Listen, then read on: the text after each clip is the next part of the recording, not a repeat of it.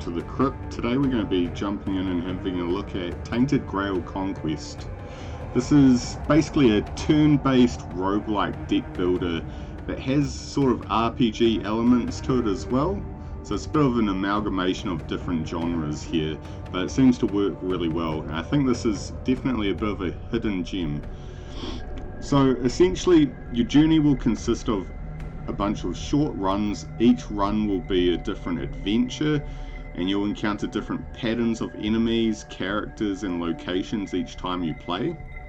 The more you play, the more content you're going to unlock as well. So as you can see, we actually only have the one character unlocked at the moment, but there are quite a few to unlock, so there's a lot of replayability as well. So even if you do die, certain aspects of the progression anyway will be saved throughout your run. There is also a bit of a story mode with voice acting as well, if you're into that too. So let's just jump on in and we'll check out this weird hunter. This is what you start off with, your starting character. We can go over the abilities real quick. It does have an ultimate ability that you charge up over time from dealing a certain amount of hits, and then this will unload a massive amount of damage on an enemy. Also, there's a passive skill here, so if you hit the enemy 4 times, they then become vulnerable essentially. So let's just play and I'll walk you through it as we go.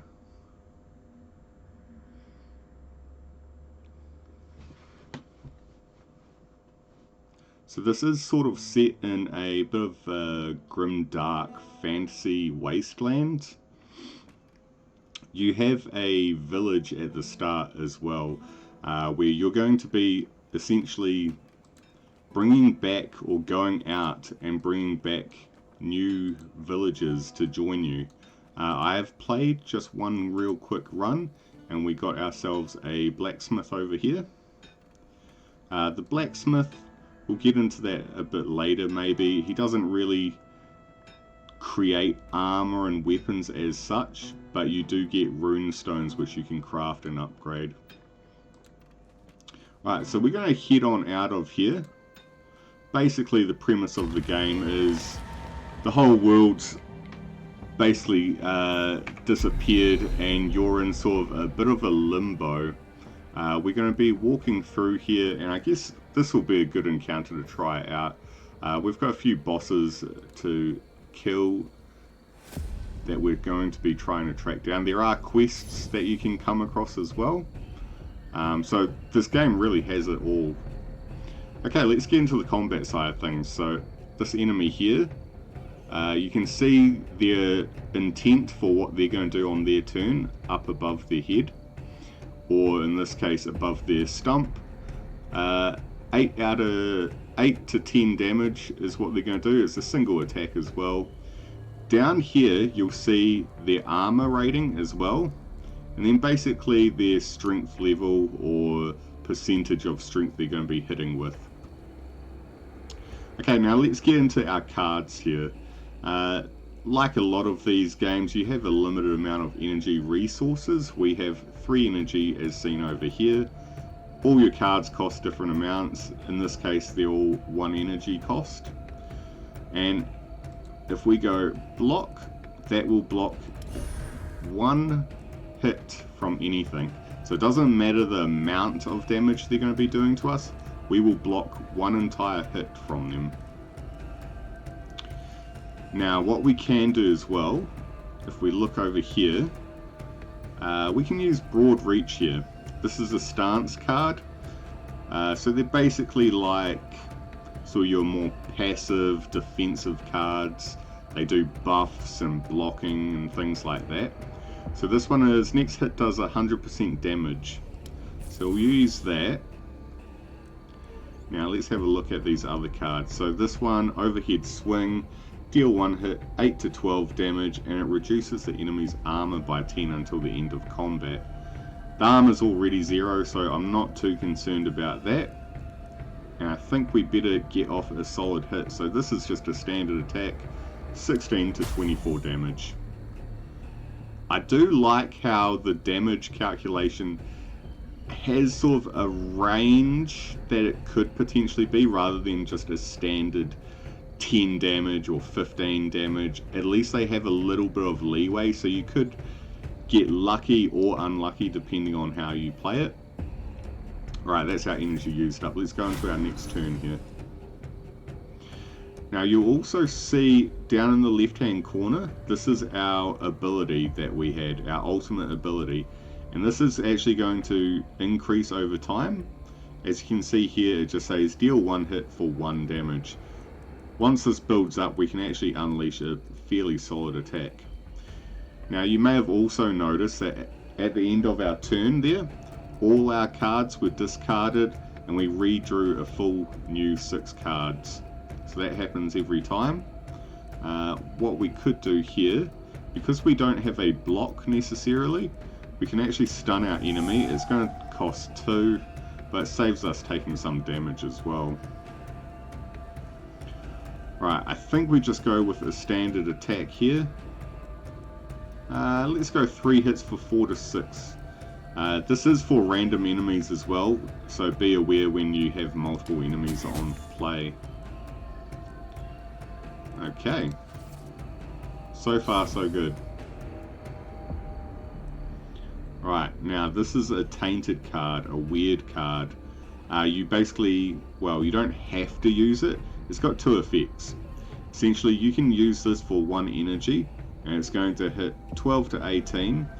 Or, as you can see at the bottom, if we don't play it, the next turn we gain 25% damage. I'm just going to play it. 12 to 18 is not too bad.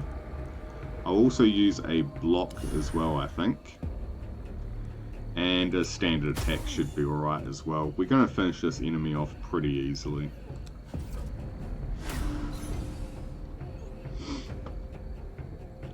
Alright, I think we just go broad reach here. And small strikes. That's our win there. So we do eventually level up here, and we will gain cards as well as we go along. So on the left hand side you can see how many cards we have of each type. 7 attack and 5 stance cards. We have 3 new stance cards we could potentially take. So this one here, gain 20 armor for the next 5 turns, I believe that says. It's either 5 or 3, I can't quite read that, so maybe in the settings you can actually increase the size of the cards as well, so you'll probably be able to read it a little bit better. Right, we also have Trap. This turn gain 50 armor and stun every enemy that hits you. That's pretty good. That's not bad, we may be taking this one. The next one is gain 1 energy, offer 25% damage this turn. So offering is a self-inflicted loss of resources or stats. I think we're taking the Trap. That seems like it's pretty good. So, let's see. So stun. Using the effect on an already stunned enemy will reduce its armor by 25. Okay, that's interesting. I wasn't quite aware of that when I played through last. I have only done one quick run on this, just to check it out. We also get to pick a passive skill here. Unused block lasts 1 additional turn. First attack type card played in each combat costs 0 energy. That's not bad at all. Whenever you kill an enemy, draw 2 cards with its cost reduced by 1. Ooh, I do kind of like that as well, because we do have a lot of 1 cost cards, so they basically would become 0 cost cards. I think opening strike is probably the way to go for the meantime though. Right, so as you can see as well, we're actually holding a candle. There is a bit of a fog or a mist around that we can't quite see. And our ultimate goal here, for the meantime anyway, our initial quest is to slay a stone golem. So that's the goal in the meantime. There are more goals in sight, more quests, as you carry on through the game. This is a pack of enemies. Some of these I have noticed, if we're lucky, we can squeeze past them. I'd like to be able to get a little bit further out if we can.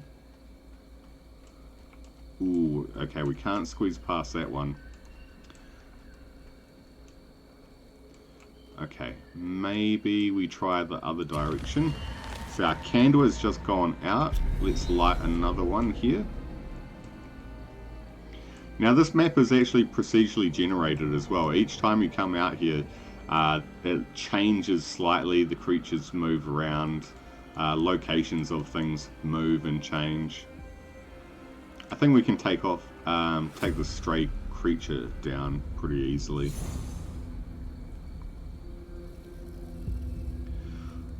Alright, so we have a Tainted card. We're going to have to use that.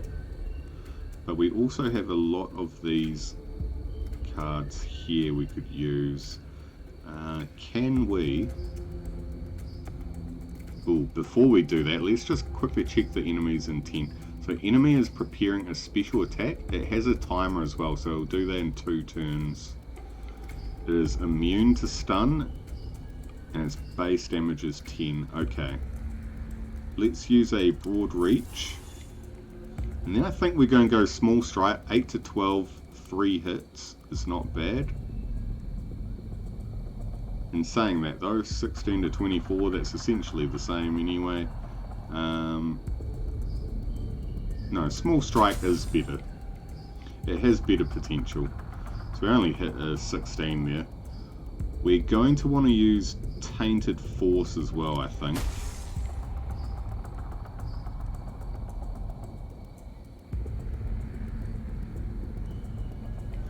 And we'll use small strikes again.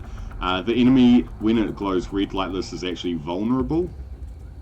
You'll see down the bottom here with its debuff, it is currently vulnerable, and that's because we managed to get 4 hits on it. I think we can probably... Ooh, not quite kill it with this. Though it is in a vulnerable state, it may do potentially more damage. Alright, I'll just show you anyway. This is the ultimate ability. Okay, we did, what, about 20 damage there. Not too bad.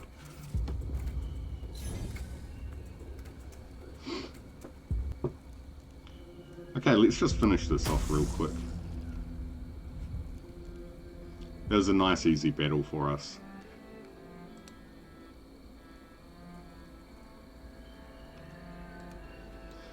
So you can actually control your characters well with just the mouse. Rotating, zooming in and out as well.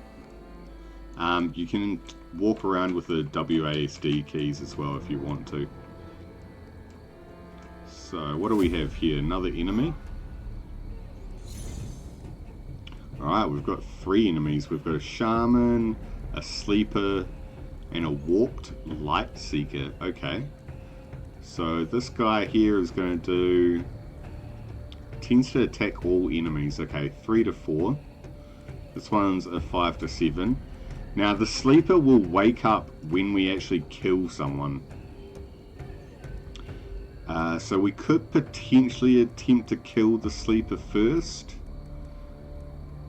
But I am thinking... maybe we set up a trap here. I'm going to use block, and I'm going to use trap as well. We do get a free hit into someone here. Does anyone... right, you have quite a bit of armor, so we'll use an overhead swing on the sleeper. And they'll reduce their armor by 10. Now we've got one more attack we could potentially do as well. I think this time though, I'm a little bit wary of this character over here, this monster here.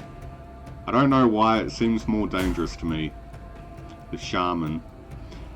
This enemy will spawn totems to buff its allies, so that could be pretty bad for us. The enemy's power changes depending on your weird candle's burn level. So our candle is low.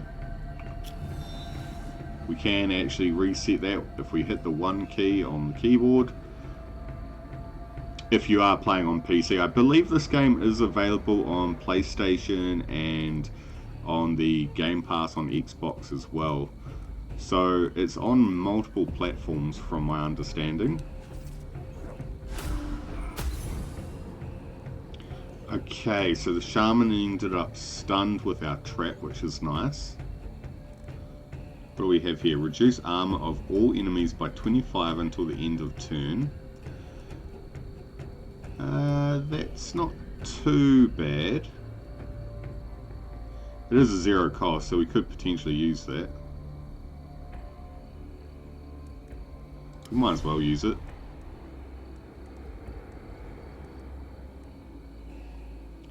Now we also have...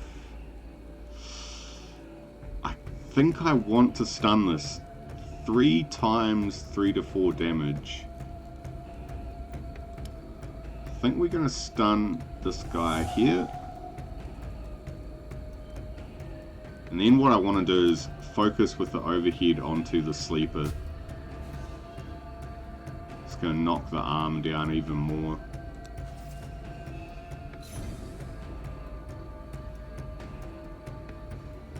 Okay, I think we're gonna have to go with a block here.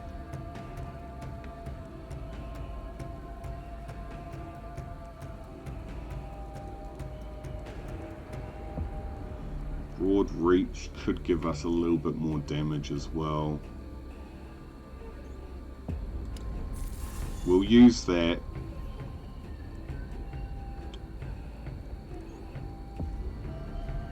I think 16 to 24. Let's attack. Let's attack the shaman again, actually.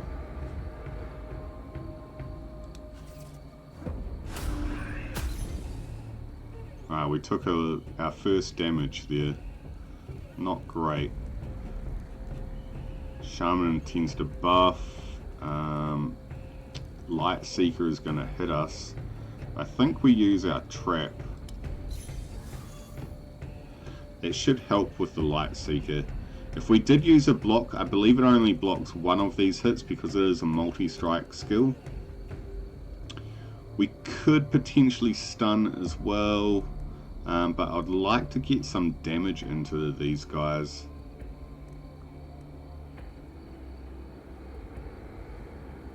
We'll use Broad Reach, and I'm actually going to hit the sleeper again.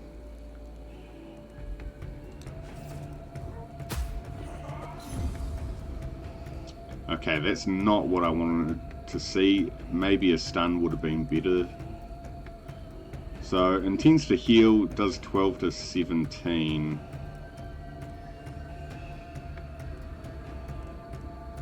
Okay, how are we going to do this then? We can block the shaman. Are we going to be able to get in a solid hit here? Let's use Broad Reach. 16 to 24. There's a potential we could take that out.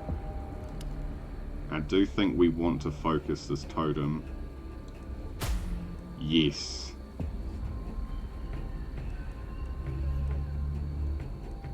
Alright, let's end it there, I think.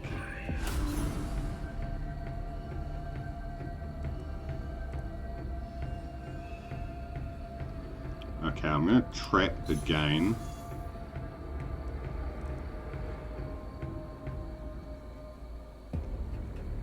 Tainted Force. 6 to 9. We don't need that. Single attack or... I think we're going to go with the single attack here. Again to the sleeper.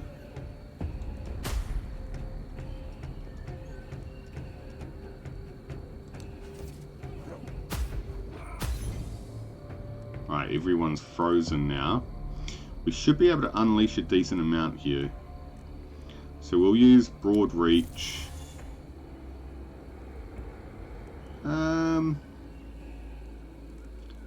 Yeah, maybe we use Small Strikes. That's going to do a multi-hit. This attack should take out our Sleeper now. Let's have a quick look at what our ultimate ability is going to do. 17 to 26 damage. Let's save that up a little bit more. See how we go.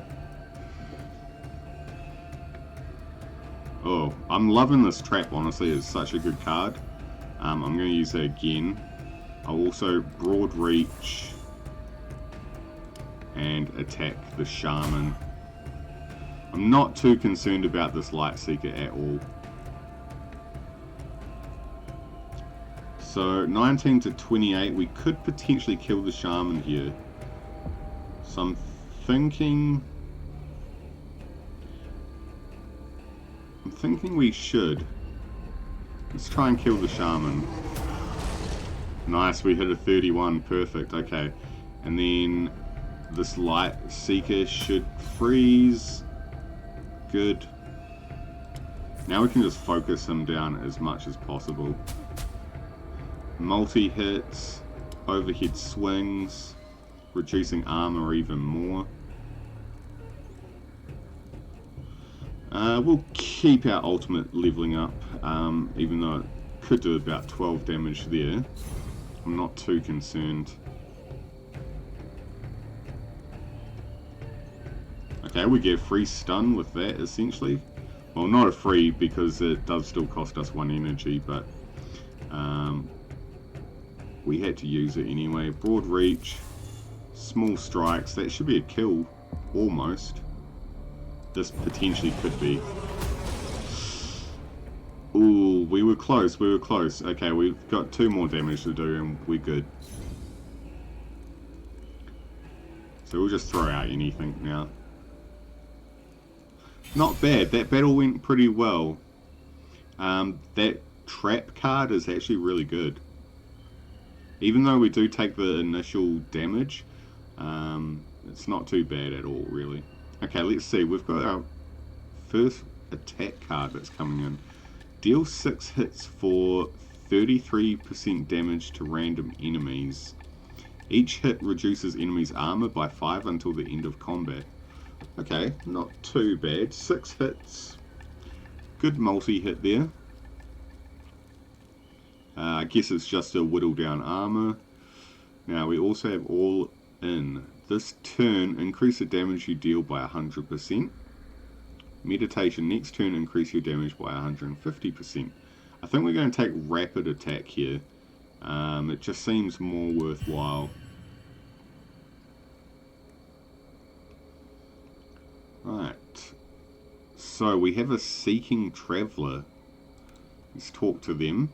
He's just a lost soul, wandering between clouds of weirdness with a fading weird candle in his hand. His eyes light up when he sees you. You notice that he is not actually looking at you. He's looking at your candle. Thank gods. Mine's almost out. Do you have more? Please. If you don't help me, I'm done for. Yeah, so these weird candles, I guess the closest thing I can really compare it to is maybe the Darkest Dungeon mechanic. They haven't fully explained so far how these work, but I think it's essentially like Darkest Dungeon, where the candles essentially, the lower the light level, the more dangerous the attacks are. I could be wrong. If anyone knows, let me know in the comments below. We'll have to check that out. So, all right, what are you looking for? I have to find them. They're somewhere. I know it. I can feel it. And I need to be there. To be by their side now. I will give him a Thank candle. you. I promise to make good use of it. He continues with his search. Alright, trust is increased. So, I believe we have a few ultimate goals. Essentially, we want to collect and bring back as many people to our village. And the other one is, I believe there's lost souls we're supposed to be finding, which may actually be this traveller here. And then ultimately we need to find the final boss. Now there are multiple bosses. Our first goal, of course, with this quest was to slay the stone golem. That is not the final boss. There are bosses after this. We've got 4 guardians we're supposed to be trying to find and taking down.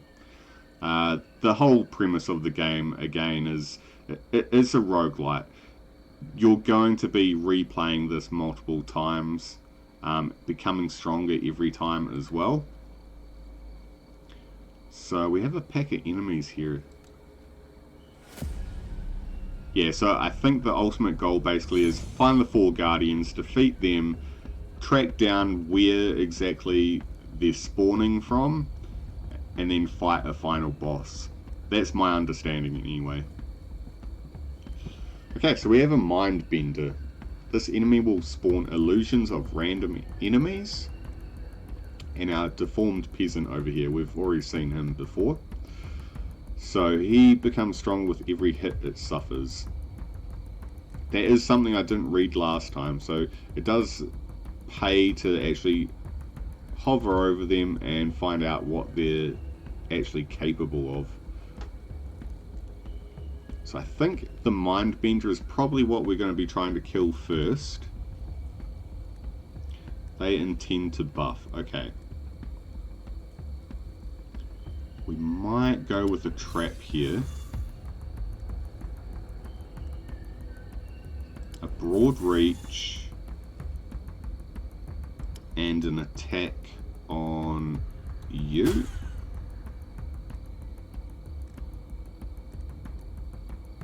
And I guess we do an overhead swing on you as well.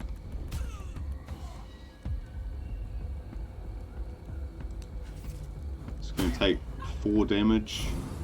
They're stunned. Alright, sick man. Sick with contagious red death. Don't touch its skin too often or your hand will be infected with obsolete cards. Interesting. Now you also are intending to attack. You're intending to attack.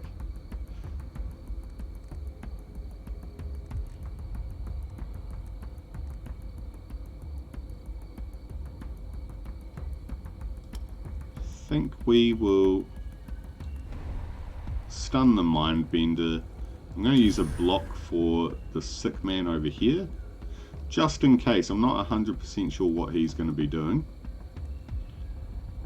That may have been pointless, to be honest, but we'll find out. If we use small strikes, it could potentially kill him anyway.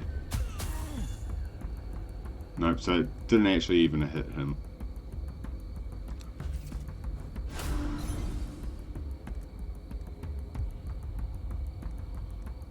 Okay, you're going to buff, you're going to attack as well.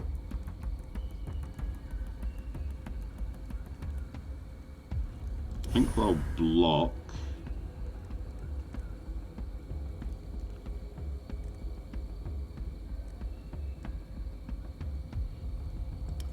I might attack you actually, and I'll play the trap as well. I'm curious if the trap triggers even if I'm blocking, so let's find out. Okay, so no, the trap does not trigger if you're blocking, so you actually have to physically take that damage.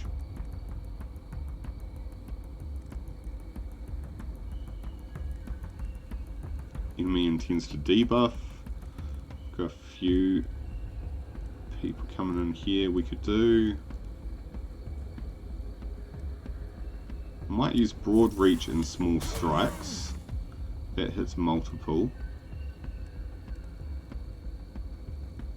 We're going to definitely take some damage here. I would like to try and do some more damage to the Mindbender.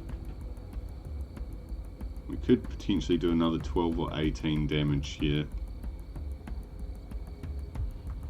I think we just take the hits. Okay, cool. So from this point we could block both of those. I'll use a small strike, I think. Okay, so he's vulnerable. Let's use our ultimate then on him while he's vulnerable.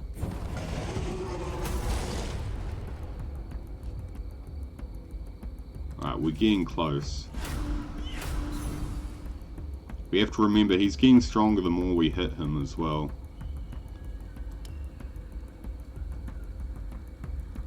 I think Tainted Force we'll use on you.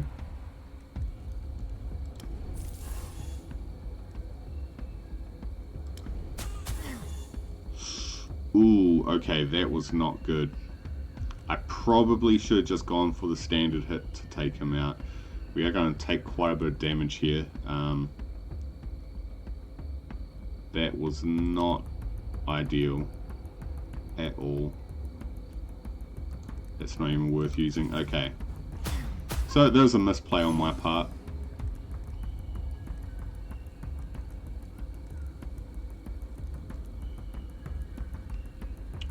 Rapid attack, let's use that. That took everyone out.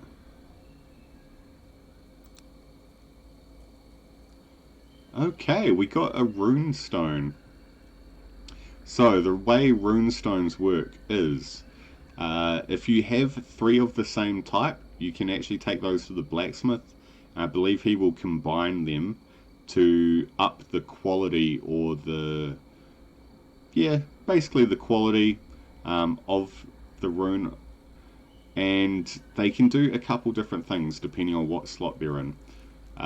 This particular one, Cracked Man, if it's in the weapon slot, every turn increase everyone's damage by 10%.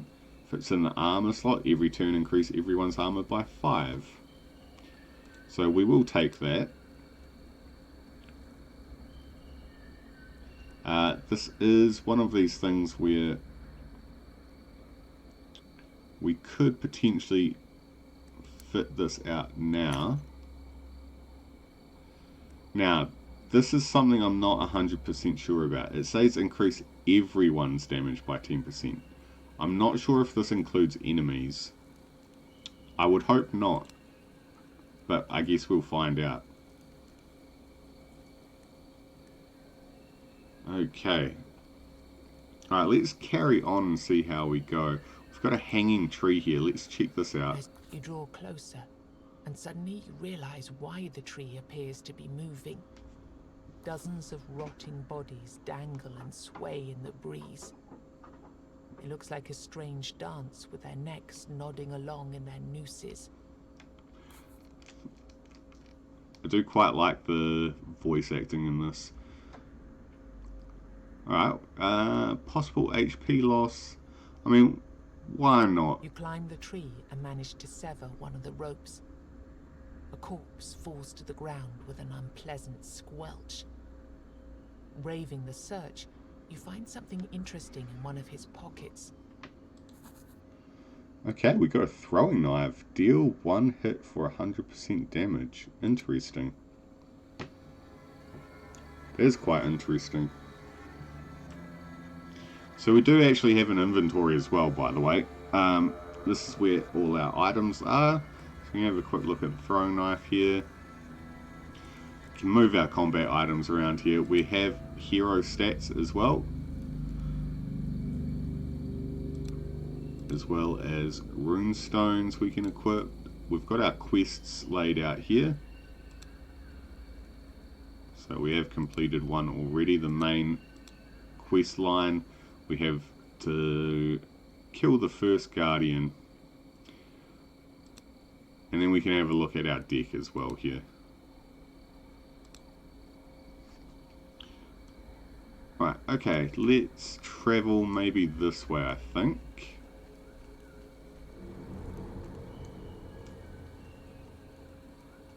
Armed Wanderer.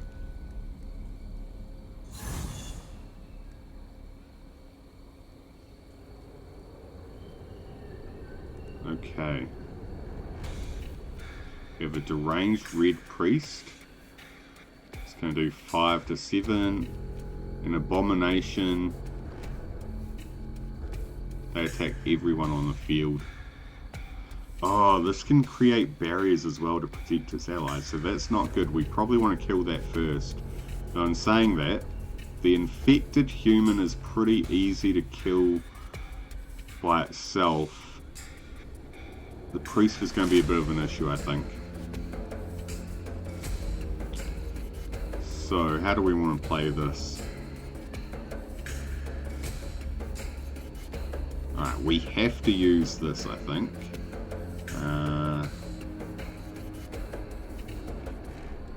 Yeah, let's use that. Reduces damage.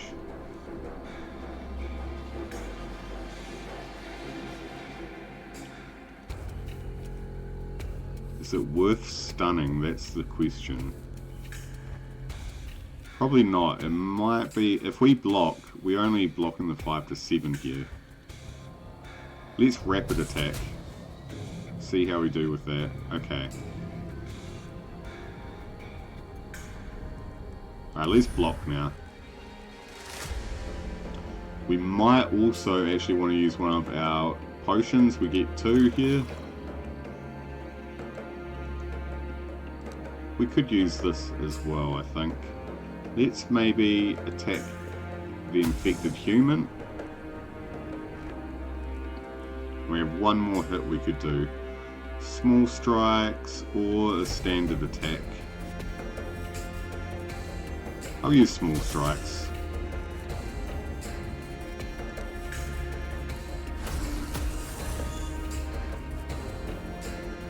Okay. 13. You're going to buff. Everyone's got increased damage here as well.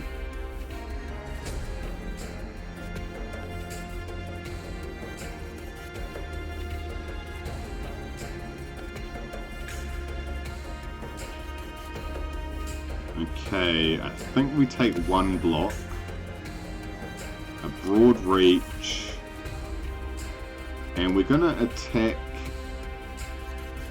the infected human again. We'll use our ability as well while we're at it. We could potentially get lucky and get a kill. Nice, okay, that's not bad. Alright, that's one threat down.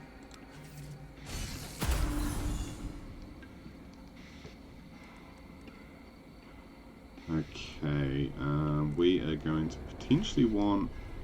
Trap probably wouldn't be too bad. Let's go broad reach. I think we'll go rapid attack, honestly. Wasn't the worst, wasn't the best either. We are opening ourselves to damage here though. It's probably not worth doing that.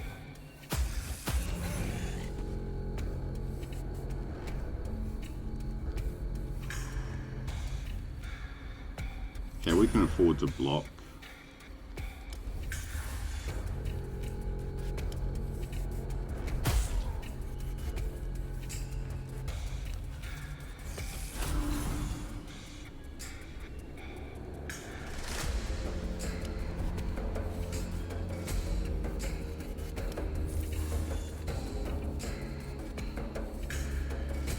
$25 to 37, that's not bad.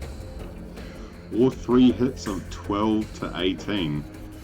That is a guaranteed kill then. Oh, I thought it was a guaranteed kill.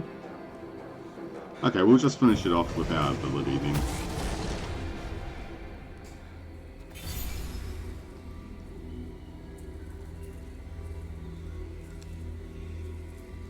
And what new cards do we get? We can gain 1 block for each enemy alive. That's pretty good actually. For the cost of 2.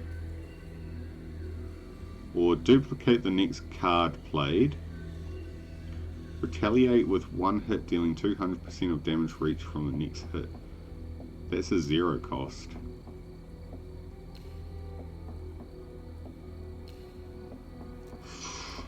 Ooh. Okay, double edge or counter. I feel like counter is possibly better. I think we'll take counter here.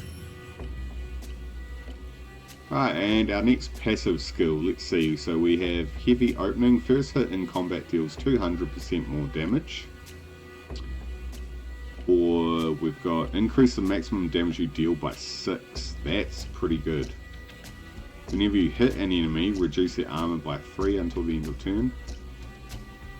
Let's take blood on fire. I think that maximum damage increase by 6 is really good. I will have a quick word with this armed wanderer, and then I think we'll call it at that for today. And has one weapon on his back. This strikes you as a bit excessive, unless he's a traveling weaponsmith. The blood covering his leather jerkin is not his own. It seems he can take care of himself. Before you get any stupid ideas, I used to be a master-at-arms at Halfway. Trained many young warriors there. If you've gold to spare, I could teach you a thing or two. Okay, so we can learn a new skill. Get 1 out of 3 advanced cards. Quick counter, deal 1 hit for 100% damage and chain. Gravewalker's protection, gain 1 block and pick 1 card from the grave. Ascend, return 3. So ascend, every time you play it, raise the cost of this card by 1 turn. Card stays in your hand after it was played. It can be played a limited number of times in a single turn. Okay. Retaliate, we can take our double edge now. I think we're going to take that. Awesome. Well, that's Tainted Grail Conquest. Honestly, it's a game I had seen a while back. I really wanted to play it, and I'm glad I did. This is actually really fun. It's an interesting way to do sort of a deck builder, and it's got a lot of cool elements to the game in general. So if you do want to purchase this, definitely check it out on either Steam or I believe again you can find it on PlayStation Network and Xbox Game Pass as well. Have a quick look on there and see what you find. Great game, and I definitely recommend it. So if you enjoyed watching this, hit that subscribe button, leave a like and a comment below, and I'll catch you in the next one. See ya.